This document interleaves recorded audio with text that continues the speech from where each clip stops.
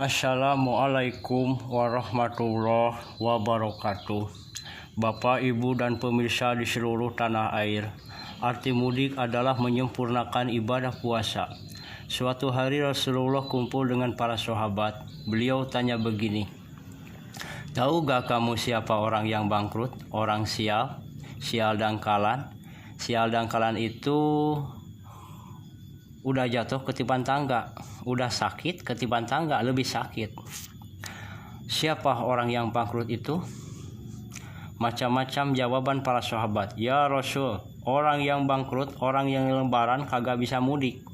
"Oh bukan," kata Rasul. Satu lagi menjawab, "Orang yang bangkrut, orang yang kagak punya duit, bengong aja udah kayak kambing hilang ingatan." Kata Rasul, "Bukan. Bangkrut itu apa-apa gak bisa, apa-apa gak ada." "Bukan," kata Rasul. Rasul menjawab, "Orang yang bangkrut yang tidak beruntung dari golongan umatku." Umatku, ingat kata Rasul, umatku, bukan Yahudi, bukan Nasrani, bukan Majusi. Orang yang bangkrut dari golongan umatku itu siapa?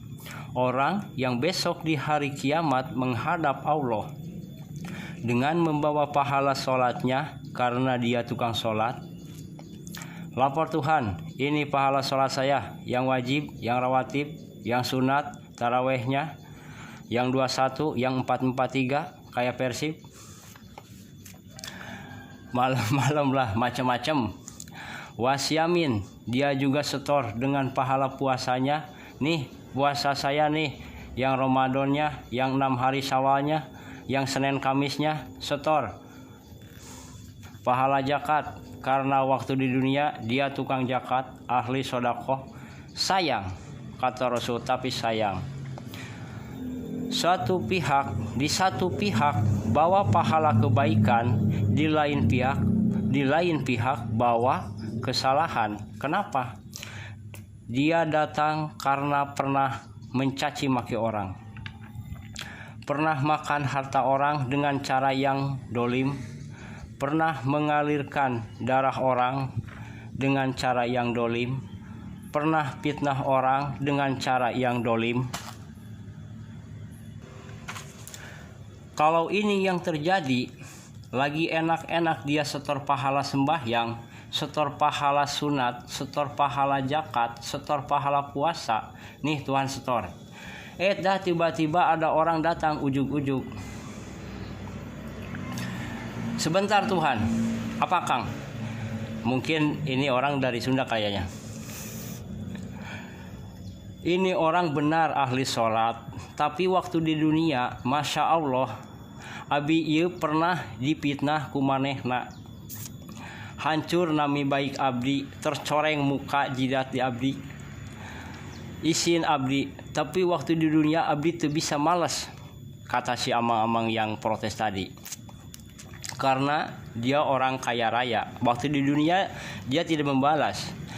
Sekarang saya mau tuntut balas ke si orang yang setor pahala itu.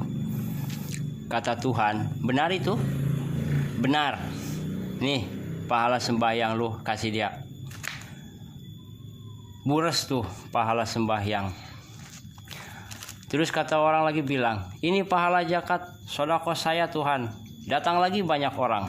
"Bentar Tuhan, dia waktu di dunia memang ahli zakat, suka sedekah, tapi dia pernah makan harta kami dengan cara yang dolim. Waktu kami kebanjiran, kami disumbang, bures tuh uang sumbangan kami diembat sama dia." Kata Tuhan, "Benarkah itu?" "Benar." "Loh, kasih amal sedekah lo." Kasihlah amal sedekah ke dia.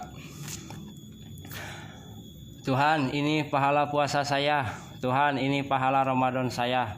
Tuhan, ini pahala Senin Kemis saya, 6 hari Syawalnya." Datang lagi orang. "Tuhan, apa lagi ini? Dia memang tukang puasa, cuma ahli fitnah. Saya pernah difitnah, dijelek-jelekin abis-abisan." Kata Tuhan, "Benar itu?" "Benar." "Saya dipukul sampai keluar darah." "Benar itu?" "Benar." pahala puasa lu kasih dia, kasihlah semua pahalanya ke orang-orang itu semuanya. Kalau pahala kebaikannya sudah habis, sebelum nutup kesalahannya sesama manusia, maka diambillah dosa orang-orang yang protes tadi, diambillah dosa-dosa orang itu, sementara amal-amal dia dikasih sama mereka, maka itu disebut orang bangkrut.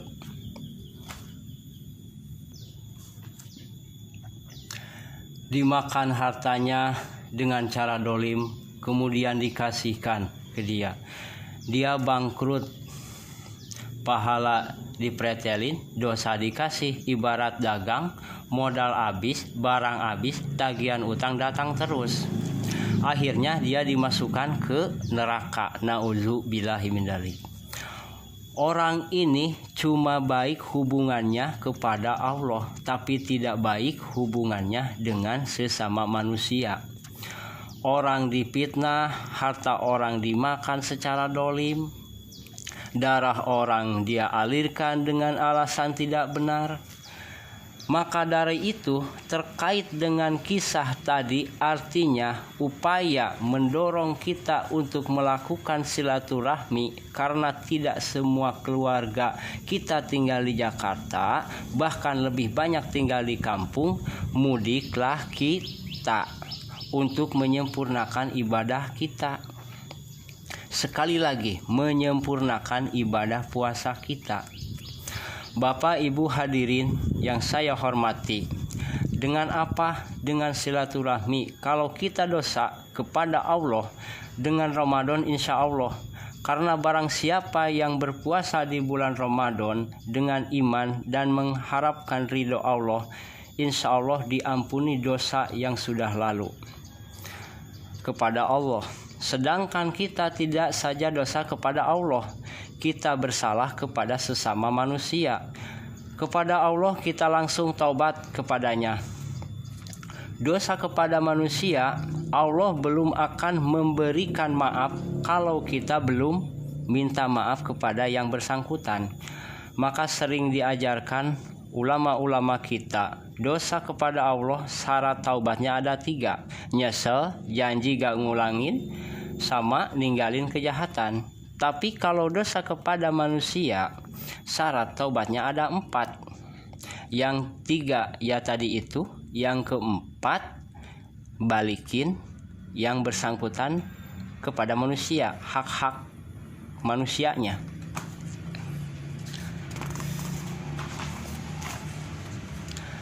Jadi kalau saudara nyolong sandal, syarat tobatnya ada 4. Nyesel, janji gak ngulangin, tinggalkan perbuatan nyolong, sama balikin tuh sandal orang.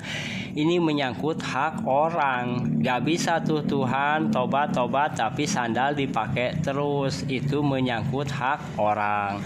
Inilah sulitnya kalau menyangkut hakul adami, karena harus meminta maaf kepada yang bersangkutan.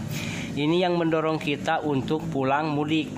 Itu nggak wajib sih kalau mudiknya, yang wajib itu silaturahminya. Kalau mudik bisa, kalau sekarang bisa video call, email, telepon. Yang penting jangan maksain diri, jangan membahayakan jiwa. Jangan kita mudik sampai naik truk tanah, kita mudik sampai naik di atas gerbong kereta. Jangan.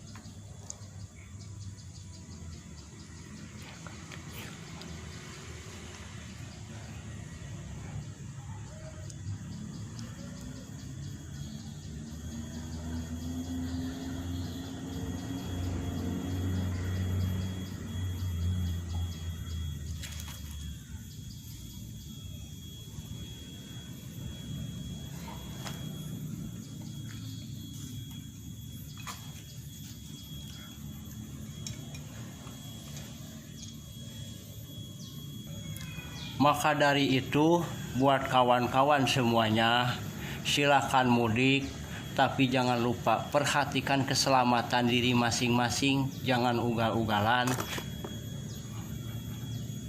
Kang Cepot mendoakan ya, semoga selamat di jalan, semoga sampai tujuan.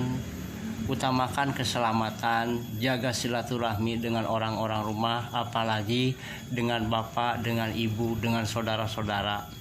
Sekali lagi, Kang Cepot mendoakan ya, semoga selamat.